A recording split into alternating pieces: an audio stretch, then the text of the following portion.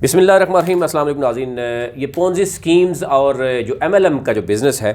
वो पाकिस्तान में जिस तरीके से गैर कानूनी तौर पर जो है वो ये बिज़नेस बढ़ता गया और आवाम के साथ फ्रॉड होता हुआ नज़र आया। अब आज मैं बात करूँगा लासानी की,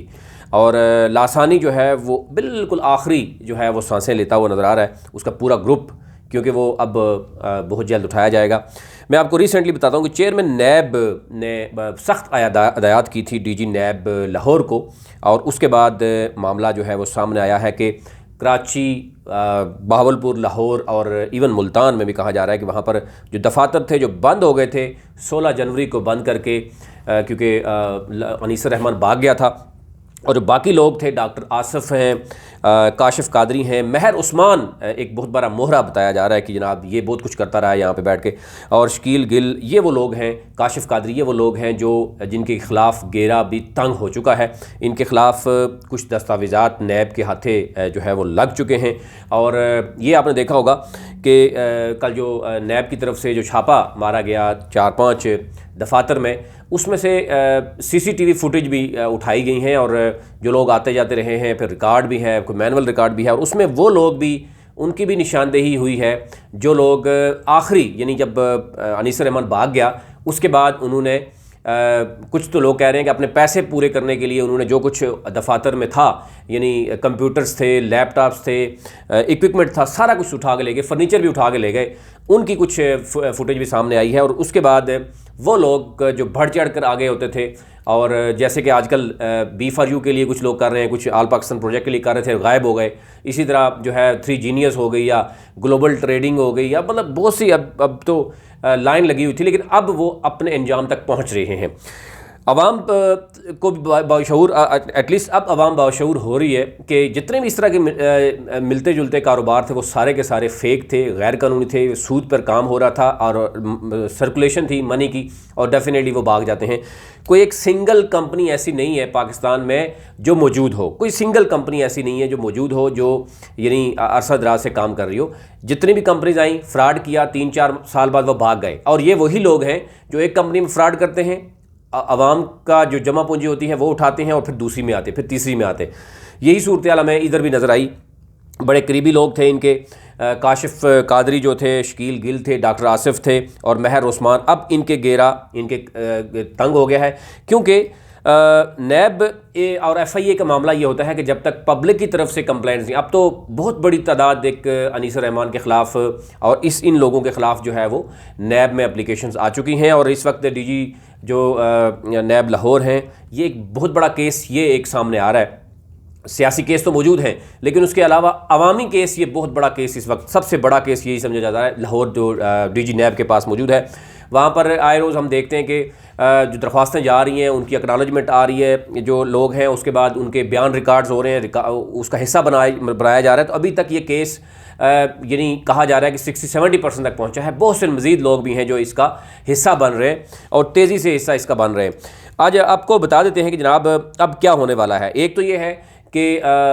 लासानी के जितने भी लोग हैं वो मुबारकबाद के मुस्तहिक हैं कि उन्होंने जो एहतजाज किया, उन्होंने सारी भरपूर फ़ौरन FIA और NAB को जो है वो बताया, आल्दो के उनसे लेट हुआ। 1 साल पहले की अगर मेरी वीडियोस उठा के देखेंगे तो हमने ये कहा था कि लासानी एक बहुत बड़ा फ्रॉड है, फ्रॉड हो रहा है, लेकिन उस वक़्त वही लोग जो हमसे बात किया करते थे वो समझते थे कि नहीं। आज वो इस बात पर कायल हुए हैं। तो यही सिलसिला हम समझते हैं कि B4U के लोग जो ये समझते थे, अब वो समझने शुरू हो गए हैं कि सैफुर रहमान नियाज़ी मुल्क से भागने वाला है। वो कैसे भागने वाला है वो भी आपको पूरी तस्दीक बताएंगे, किस तरीके से और कब भाग रहा है ये भी आपको बताएंगे। एक शख्स तो भागते भागते आपने देखा होगा, उसके सारे यानी दाएँ बाएँ घूमने वाले लोग जो उसको जान देने के लिए तैयार थे आल पाकिस्तान प्रोजेक्ट में, आदम अमीन चौधरी के, वो भी भाग गए हैं। और इसी तरह बाकी जो कंपनीज़ हैं उनके ख़िलाफ़ भी घेरा तंग हो रहा है, उनकी कुछ चीज़ें इकट्ठी की जा रही हैं, और जो लोग हैं जब तक शिकायत नहीं करते, जब तक लोग उनका साथ देते हैं, जब तक वो सूद खाते रहते हैं, जब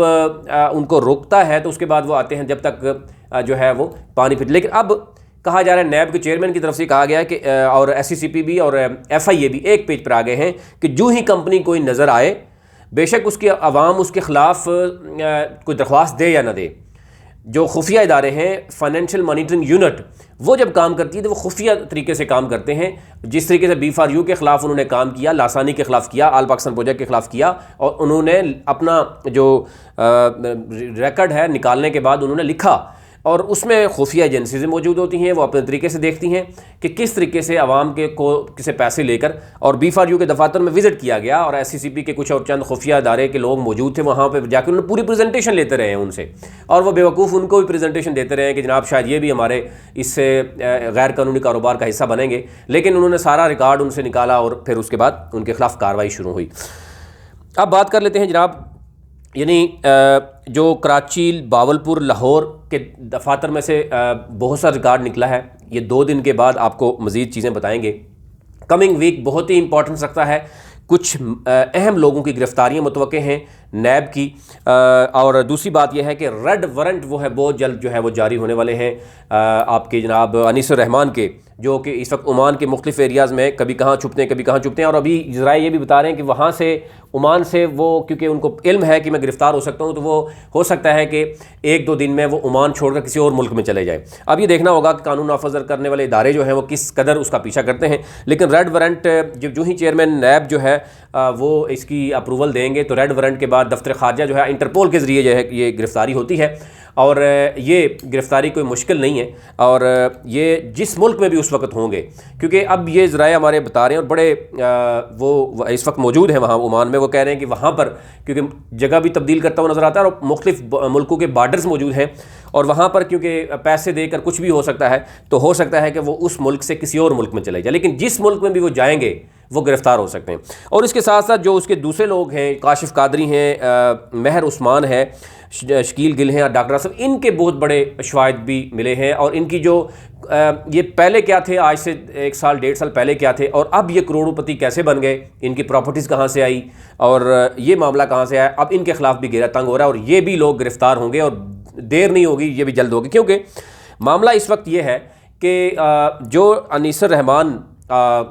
और उसके लोगों ने जो फ्रॉड किया है लासानी के तकरीबन 40,000 लोगों के साथ, उसमें से 5-6 हज़ार एप्लीकेशंस NAB और FIA के पास मौजूद हैं। मज़ीद लोग भी उसमें उसका हिस्सा बन रहे हैं। बहुत से लोग सरकारी मुलाजमीन हैं, वो जो शायद छुपाना चाह रहे हैं, अभी तक वो सामने नहीं आ रहे, लेकिन कहा जा रहा है कि वो भी अपना जो है वो रिकॉर्ड वो दे चुके हैं। अब देखना ये होगा कि ये, क्योंकि इस वक्त पब्लिक इंटरेस्ट का सबसे बड़ा केस बन चुका है पंजाब में, और चेयरमैन NAB से जो लासानी के जो मुतासिन हैं उनकी एक टीम मुलाकात कर चुकी है, और चेयरमैन NAB ख़ुद इस पर जो है वो नज़र रखे हुए हैं। और ये कल की बात है कि उन्होंने इस पर बात की। उन्होंने कहा कि इसमें देर ज़रूर है लेकिन अंधेर नहीं है, इसमें जो है वो आवाम का पैसा जो है वो उन तक पहुँचाएँगे, और इस तरह की जितनी भी स्कीमें चल रही हैं उनको कैफरे किरदार तक पहुंचाएंगे, उन लोगों को भी इबरत का निशान बनाएंगे कि नेक्स्ट टाइम कम अज़ कम बाहर से आने वाला कोई शख्स यहाँ पर पाकिस्तानियों के साथ फ्रॉड करे ना करे। और इवन ये भी देखने में आ रहा है कि अब सोशल मीडिया का दौर शायद पाकिस्तानी अवाम भी समझ आएगी, लेकिन जब तक कहा जा रहा है कि जनाब लालची लोग मौजूद हैं, उस वक्त तक जो फ्रॉडिये हैं उनकी रोज़ी रोटी इसी तरीके से लगी रहती है, हराम की कमाई वो करते हैं और फिर मुल्क से बाहर भागते हैं। और मोस्टली ऐसे लोग होते हैं जो मुल्क से बाहर से आते हैं और वो आपको शीशे में उतारते हैं। जनाब मैं मलेशिया में 30 साल रहा हूँ, एक कहता है मैं UK का जनाब नेशनल हूँ, दूसरा कहता है मैं UAE में जनाब बहुत बड़ा बिजनेस में हूँ और मैं पाकिस्तान में आता और लूटता और निकल जाता है। पाकिस्तान में इतने बड़े बड़े बिजनेसमैन बैठे हुए हैं जिनके स्टेक्स हैं यहाँ पर, वो क्यों नहीं ऐसा काम करते? अगर वो ऐसा काम करे तो वो तो आप देखते हैं अरबों रुपये कमाएंगे भी और आपको भी खिलाएंगे करोड़ों रुपए, अगर आपको ये लग रहा है कि जनाब ये शख्स बाहर से आता है और वो करके जाता है। एनी हाउ, अब इसमें बहुत सी चीज़ें हैं। एक तो ये है कि लासानी के जो लोग हैं जिन्होंने दरख्वास्तें दी हुई हैं, डेफिनेटली अब ये देखा जाएगा कि पहले जो लोग मौजूद होते हैं उन्हीं को देखा जाता है। और इस वक्त जो दरख्वास्तें दे रहे हैं, बहुत से लोग पूछ रहे थे कि किस तरीके से, अब क्योंकि लासानी के खिलाफ बहुत सी एप्लीकेशन दे चुके हैं, अब DG NAB लाहौर, अब इवन वेबसाइट, ईमेल भी है, आप ऑनलाइन कर सकते हैं। उस पर चंद दिनों के बाद, अगर वीकेंड ना हो तो आपको 3 दिन लगते हैं, 2 दिन भी कभी लगते हैं। हमारे कई लोग हैं जिन्होंने एप्लीकेशन दी हैं, उनको एक्नॉलेजमेंट मिलती है और फिर उसके बाद वो उसी जो मुतलका इन्वेस्टिगेशन ऑफिसर होता है उसी के पास आपने बयान भी आपका रिकॉर्ड किया जाता है, क्योंकि ये तो बड़ा संगीन नोयत का केस है। और अनीस उर रहमान इस वक्त वो इश्तिहारी भी हो चुका है, उसको तमाम तर जो उसको है नोटिस जारी करने के बाद उसको जारी कर दीजिएगा। अब जाहिर है उसको गिरफ्तार कर ली जाएगा तो उसके बाद तो बहुत कुछ सामने आएगा। आपको पता है जब गिरफ्तारी होती है उसके बाद सच निकलता है। फिर जिस तरीके से आदम अमीन चौधरी की गिरफ्तारी हुई तो वो अपने ही वकील पर मुद्दा डालने की कोशिश करते हैं कि जनाब मैं तो ब्रिटिश था, मुझे तो कुछ पता नहीं था कानून का, और मैं जब आया हूँ तो मैंने अपने वकील साहब से पूछा तो उन्होंने कहा ये ठीक है। और वकील साहब क्लियरली कह रहे हैं कि जनाब आप ये जो कर रहे हैं और ये आपको कश्मीर की प्रॉपर्टी सेल करनी पड़े या इस्लामाबाद की प्रॉपर्टी सेल करने पड़े, और यू आर एब्सोल्युटली रिस्पांसिबल कि आपने इन तमाम लोगों का पैसा देना है। अच्छा, वो चीज़ उनको याद नहीं थी, बाकी चीज़ें याद थी कि फ्रॉड कैसे करना है। तो ये चीज़ें तो नज़र आ रही हैं। जब गिरफ्तारी होगी अनीसुर रहमान की और यहाँ के लोगों की, फिर आप देखिएगा कि इसके पीछे और छुपे छुपे कई छुपे रुस्तम निकलेंगे, कई पॉलिटिशियन सामने आएंगे, कई ब्यूरोक्रेसी सामने आएगी। हो सकता है अब जो हमारे ज़रा बता भी रहे हैं कि कुछ एक दो जजेज़ हैं, एक दो SCCB के डायरेक्टर्स हैं जिन्होंने इन्वेस्टमेंट की हुई थी, और बड़ी सिस्टमेटिक करप्शन आपको पता है लासानी ने की है कि उस वक्त जब प्राइम मिनिस्टर ये बात कर रहा है कि जनाब हम गरीब आवाम को चूज़े और मुर्गियाँ और पता नहीं क्या कुछ देंगे, अंडे होंगे, तो लोगों ने तनकीद का निशाना बनाया, अपोजिशन ने इसको किया, और उसी वक्त ये कैश करता हुआ नजर आया। और फिर बार बार इसने कहा कि हम वज़ीर-ए-आज़म के VN के मुताबिक करते हैं, और वज़ीर-ए-आज़म 2 साल सोते रहे हैं, हमारे इदारे सारे सोते रहे हैं। इंतहाई अफसोस की बात है, हमारे तमाम इदारे, खुफिया इदारे हों, बाकी इदारे हों, वो क्या करते हैं? अगर इस तरह के लोग बाहर से आते हैं, आवाम का जमा पूंजी वो ले जाते हैं, तो वो लोग जिनका काम ये है कि एटलीस्ट इन्फॉर्म करना, और इसमें तो दूसरी राय नहीं, हमारे इदारे कई सरकारी इदारों में ऐसी काली भेड़ें मौजूद हैं जो पैसे लेते हैं। अभी ही एक FIA के सरकारी जो FIA का जो डिप्टी डायरेक्टर है उसके बारे में कहा गया कि $300 जो है जनाब उन्होंने 3 लाख डॉलर उन्होंने लिए हैं एक निजी कंपनी से मामला हल करने के लिए। अब $3 लाख अगर एक ही AD को मिल जाएगा, और ऐसे लोग जो फ्रॉड करते हैं, आवाम का करोड़ों अरबों रुपए लेते हैं, वो होंडा गाड़ी और इस तरह की बड़ी बड़ी गाड़ियां तो लेके घूम रहे होते हैं साथ के, जनाब किसी किसी को भी दे। और अभी आपको इल्म होगा कि लासानी ने कितनी गाड़ियां किस अफिसर को दी थी, अभी तक मामला क्या चलता रहा है इस वक्त। लेकिन वो अब मामला वहाँ तक पहुँच चुका है कि गिरफ्तारी नागुज़ीर है और लासानी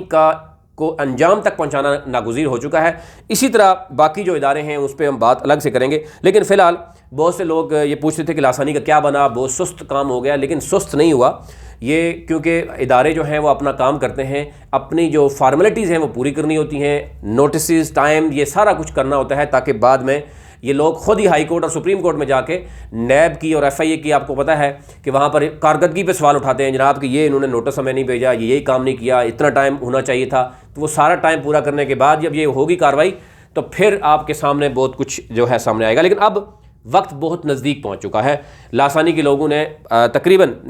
ये 16 जनवरी से लेकर अगर हम देखें तो आज जो है अप्रैल है, रमज़ान आने वाला है, लेकिन कहा जा रहा है कि ये बहुत जल्द गिरफ्तारी भी होगी और यहाँ पर भी गिरफ्तारी होगी, और फिर देखना ये होगा कि पैसा कहाँ से रिकवर होगा। यहाँ जितने भी लोग हैं उनके दाएँ बाएँ उनके पास करोड़ों की प्रॉपर्टी है, और अगर ये पकड़े जाएंगे और ये इनके ऊपर रिस्पॉन्सिबिलिटी फिक्स होगी तो डेफिनेटली ये सारे के सारे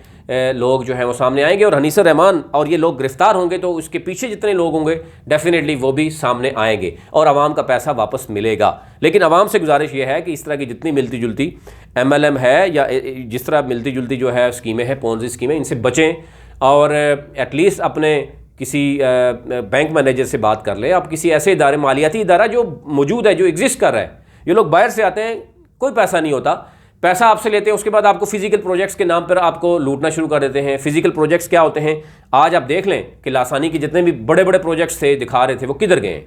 वो सारे ज़मीन पोश हो गए। प्रॉपर्टी सारी जो है वो रेंट पे होती हैं, गाड़ियाँ रेंट पे होती हैं, लोग सारे क्योंकि नेटवर्कर होते हैं, वो एक दूसरे को लोगों को लेके आते हैं, पैसा आवाम का होता है, वो अयाशी करते हैं उसी पैसे से, और उसी पैसे से वकील भी करते हैं, उसी पैसे से इदारों को खिलाते हैं, और वो फिर भाग जाते हैं, और सारा एट द एंड जो नुकसान होता है वो आवाम का होता है। तो अब आवाम उम्मीद है कि बाशऊर हो जाएगी और ये मामला से निकलेगी, और जल्द अनीसुर रहमान की गिरफ्तारी मुतवक्किल है। इस पर जो भी लेटेस्ट आती है मैं आपको शेयर करता हूँ। हमारे जो ज़राए ओमान में हैं वो ये बता रहे हैं कि वो वहाँ से भागने के लिए वो अपने हर तरह की कोशिश कर रहा है। तो जो ही अगर हमारे पास कोई खबर आती है तो हमसे ज़रूर आपसे शेयर करेंगे, लेकिन उम्मीद यही ज़ाहिर की जा रही है कि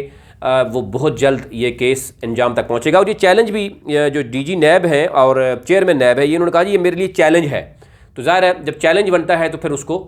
पाए तकमील तक पहुँचाया जाता है। अभी तक इतना ही।